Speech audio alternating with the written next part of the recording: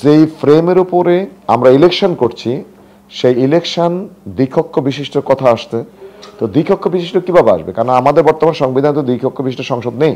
এখন দ্বিকক্ষ বিশিষ্ট যদি এটাকে পাশ করাই তাহলে সেখানে গণভোট লাগবে। জুলাই সনদের আইন ভিত্তি এটা যেহেতু জাতি পুরা সব একমত, এখন কি কারণে ওনাদের এক এক নেতা এক এক সময় এক এক বক্তব্য দিচ্ছেন? কেউ বলছেন গণভোট দরকার নেই, কেউ বলছেন জুলাই সনদ প্রয়োজন নেই।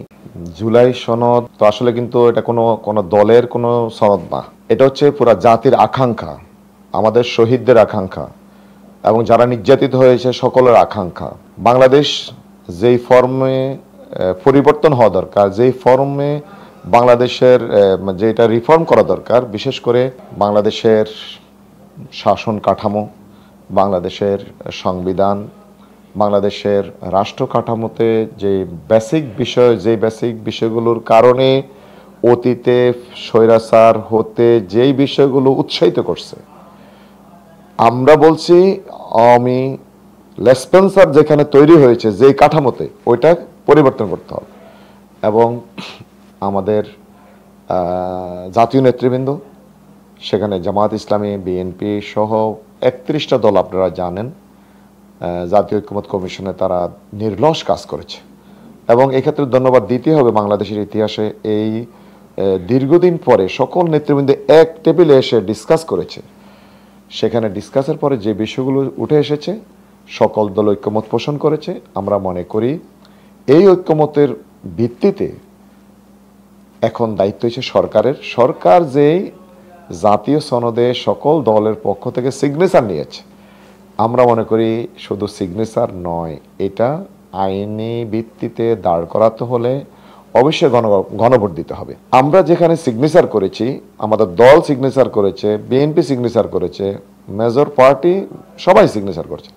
কোন কারণে কিভাবে কি হয়ে গেল এটা আসলে আমাদের বোধগম্য নয়। জুলাই সনদের আইন ভিত্তি এটা যেহেতু জাতি পুরা সব একমত, এখন কি কারণে ওনাদের এক এক নেতা এক এক সময় এক এক বক্তব্য দিচ্ছেন? কেউ বলছেন গণভোট দরকার নেই, কেউ বলছেন জুলাই সনদ প্রয়োজন নেই, কেউ বলছেন গণভোট আগের দরকার নেই, ইলেকশনের দিন গণভোট হবে। তো ইলেকশনের যদি আপনার গণভোটের প্রয়োজন হয়, গণভোট যেই ফ্রেমের উপরে আমরা ইলেকশন করছি সেই ইলেকশন দ্বিকক্ষ বিশিষ্ট কথা আসতে, তো দ্বিকক্ষ বিশিষ্ট কিভাবে আসবে? কারণ আমাদের বর্তমান সংবিধান তো দ্বিকক্ষ বিশিষ্ট সংসদ নেই। এখন দ্বিকক্ষ বিশিষ্ট যদি এটাকে পাশ করাই তাহলে সেখানে গণভোট লাগবে।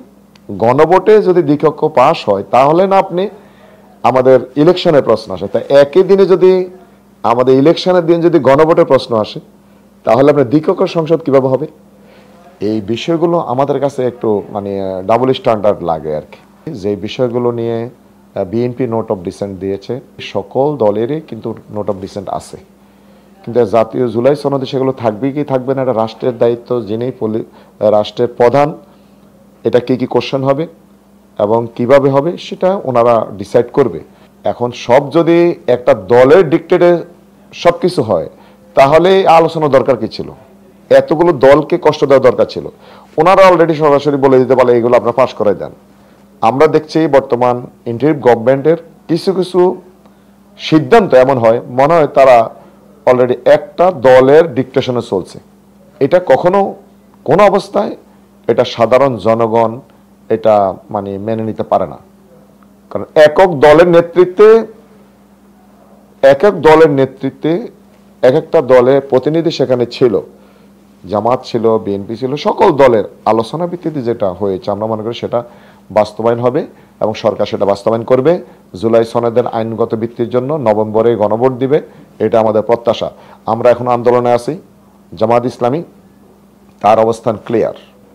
আমরা বারবার বলছি আমাদের সেই আলোচনা পর্যালোচনা যে বিষয়গুলো উঠে এসেছে এটা আইনি ভিত্তি দিতে হলে অবশ্যই ইলেকশনের আগে যে কোনো দিন আপনার এখানে গণভোট দিতে হবে। গণভোটে সিদ্ধান্ত হবে এটা হ্যাঁ অথবা না, এটা হচ্ছে আমাদের ক্লিয়ার।